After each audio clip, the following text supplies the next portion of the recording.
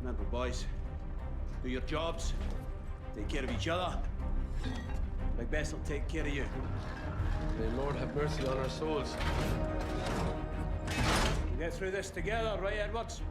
Right, sir. Full ahead, driver!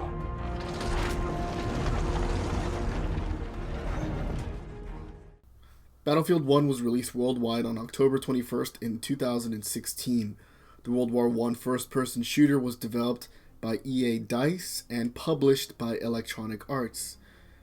EA DICE is essentially responsible for the rest of the Battlefield series, with the exception of Battlefield Hardline, and also responsible for the new Star Wars Battlefront games, and EA itself is responsible for such titles as Mirror's Edge, Dead Space, and numerous sports games like FIFA or Madden. The game was captured on a PlayStation 4 Pro via an Elgato and may or may not reflect your own experience.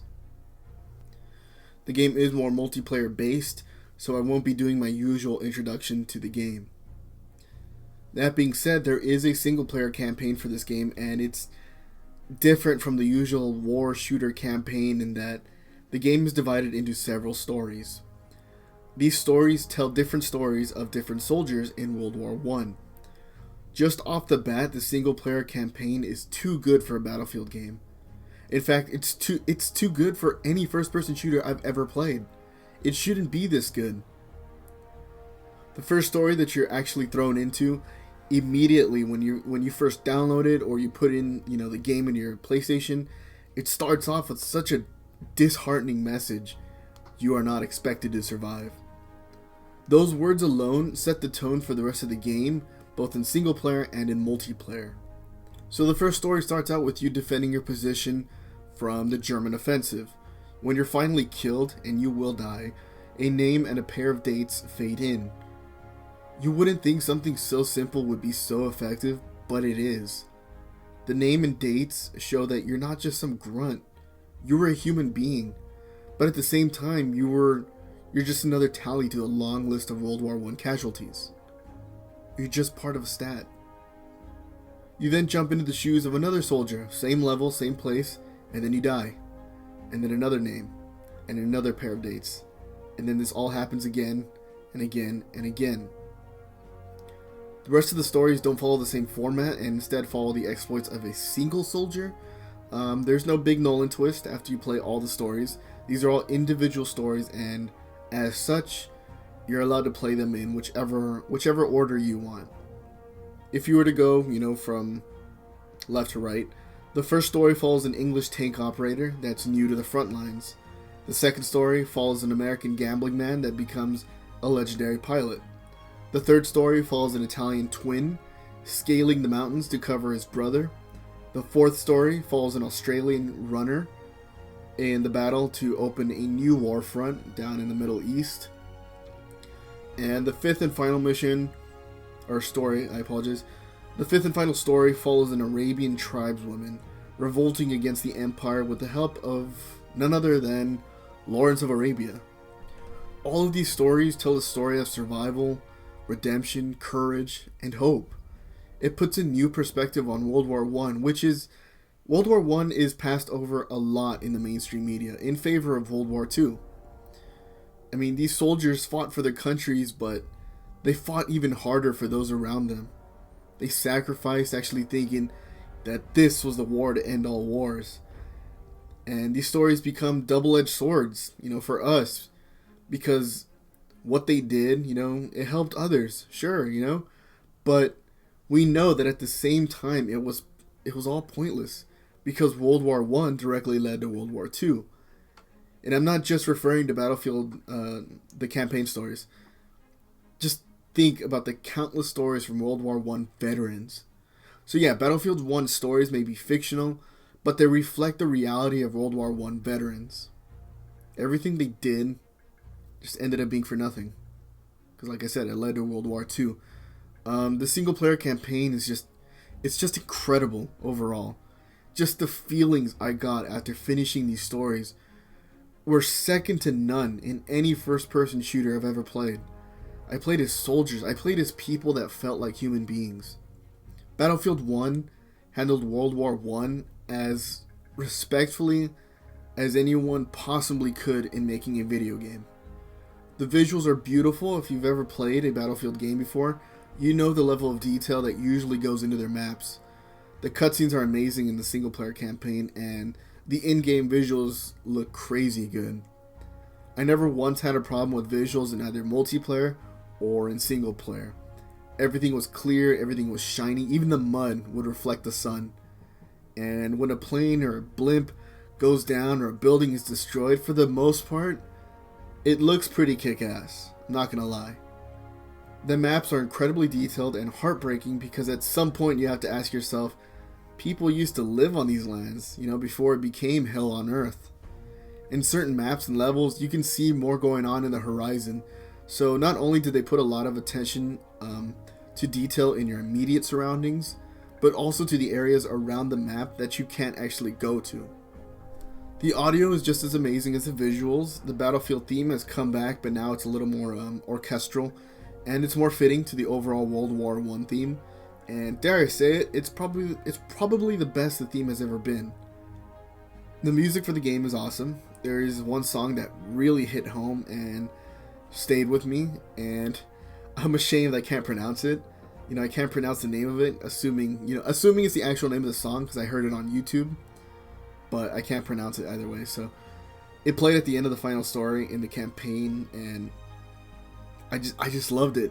It's hard to describe the feeling of fuck yeah that I got when I beat that story and that song came on.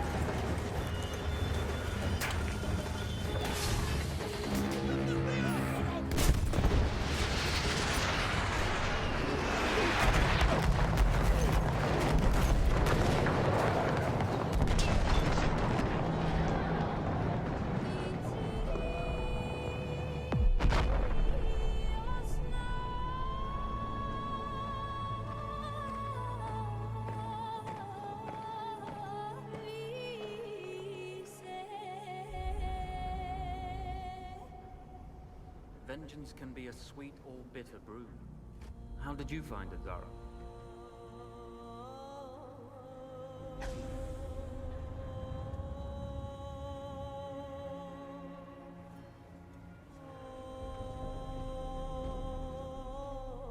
And you're right, we do need to think bigger, act bigger.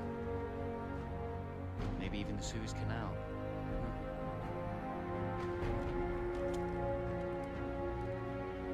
Tell me, what do you know about battleships?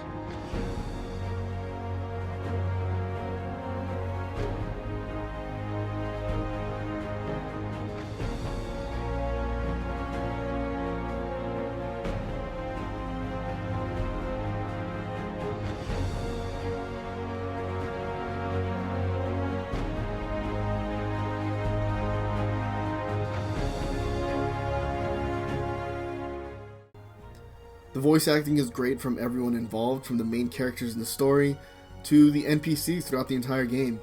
I mean, the pained yelling from people in the distance is haunting. But also when you hear people charging with you, that yelling becomes empowering. The sounds of the guns and vehicles are as accurate as they can be, I assume. I mean, I wouldn't know, I wasn't there, but they sound like what a gun should sound like. When I shoot a shotgun, it's the sound of a shotgun, not a or anything. The booming of the tank cannons, the motors turning on the attack planes, the breathing of your soldier running, the audio of a world war is hard to recreate, and I think Battlefield 1 nailed every aspect of it. The gameplay is good, and simple. If you've played a Battlefield game in the past, this plays almost exactly the same. If you've played any first-person shooters in the past, then this is an easy shooter to adapt to. Aim your gun, you shoot, and that's pretty much it. All of the maps are open, with usually only trenches and destroyed structures serving as places to take cover, which makes games a lot more intense and a lot more rewarding, because if you can kick ass on open ground, then hot diggity damn. There are underground bunkers and little corridors too, where like the size of the map suddenly gets really tight and you're all bottlenecked, and that doesn't make it any less intense. Vehicles take some time getting used to, but it's not problematic. In multiplayer, there are several classes to choose from, which is not something new to the Battlefield series, or to any first-person shooter at this point. You have the Assault, the Medic, the Support, the Scout, and they're all pretty self-explanatory, you know, with the names of these. Assault is Assault, Medic is Medic, and they make every battle a little different. You know, how so?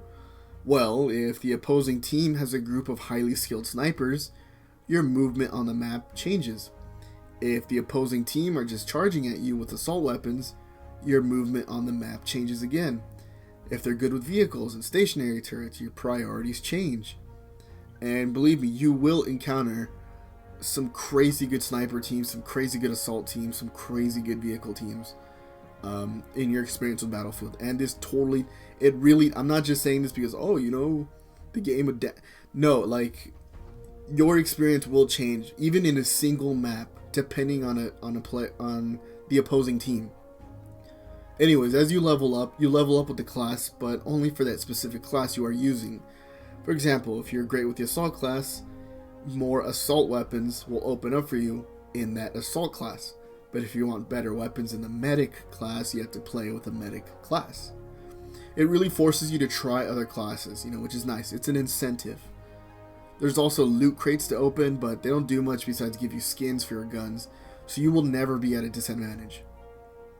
My only problem with gameplay is actually just the one plane mission in the single player story. You're flying over London and it's pretty buggy. It'll have you destroy all the enemy planes but one, and then that one will just fuck off into the sunset and you can't go after them. That's literally the only gameplay issue I had with the entire game. Just that one mission. And it's actually happened twice to me. The first time I played this game, and again when I played it for this review. Same exact problem, same exact mission. So, when it comes down to it, you know, in summary, my final words, my conclusion, I've never bought a season pass for a game so quickly. I am not in the YouTuber, content creator, video game industry. I work at a regular job while also paying for, you know, my schooling, you know, my bills, my living expenses and all that. So therefore, I never spend my money recklessly on DLC for games that haven't proven themselves. And even then, I'll usually wait until all the DLC is out before I spend money on a season pass. Or even better yet, I'll just wait for the Game of the Year edition. So, me buying the season pass within a month of this game releasing is hopefully very telling. I usually drop out of first-person shooter multiplayers within a couple of months. Like, for all the Call of Duties to date, I've usually just stopped playing them by the time the first DLC pack dropped. So, there's that. A Battlefield game does not deserve the story it had here. It didn't deserve to be as good as it was here. The visuals are great, the gameplay is fun, the audio is killer. If you liked any past Battlefield game or just enjoy first-person shooters, I cannot recommend this game enough. If you like playing with friends, this is a fun shooter to play. Honestly, the only reason I can't recommend this game is if you just don't like first-person shooters. The game doesn't really do anything new, but if you can say that it's Battlefield 4 with a World War skin on it, that'd be extremely unfair. I mean, just because it's not totally different doesn't mean there weren't little improvements made. So, just keep that in mind next, you know, if you're trying to recommend this to friends. It's not really anything more than that, but at the same time, it kind of is. Isn't that really weird in between? Just it really is its own game. Like I don't think I would recommend Battlefield 4 the way I would recommend Battlefield 1. That is really weird, isn't it? The game after Battlefield 1 is Battlefield. No, the game after Battlefield 4 is Battlefield 1. Damn, whoever did the titling just gotta fix that shit. Anyways, for me, Battlefield 1 gets a 9. Fire! Out of 10.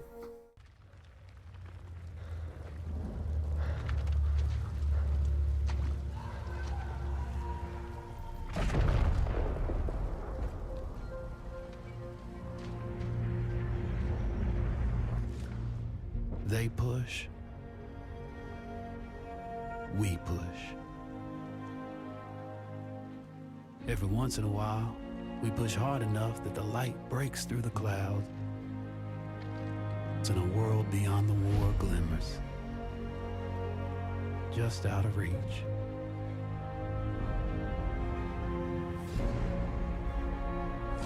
The war is the world, and the world is the war. But behind every gun sight is a human being. We are those people. We are the jaded, and we are the naive. We are the honorable and the criminal.